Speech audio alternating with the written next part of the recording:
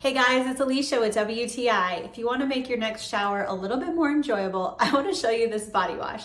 This is from Softsoap Body, and this body wash is awesome.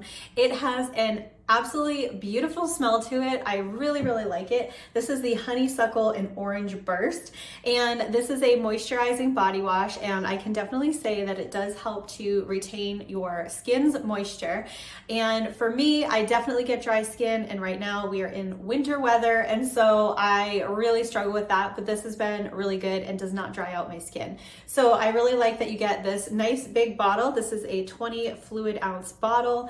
It has an easy to use flip top where you can really easily squeeze out the product onto your washcloth or your puff or whatever you're using, and it lathers up super nicely and it just feels amazing on your skin. And of course it has that beautiful scent that just brightens my day. So if you are looking for a moisturizing and sweet smelling body wash to just lift up your next shower, then I would definitely check out this Softsoap body wash, and that's my point of view.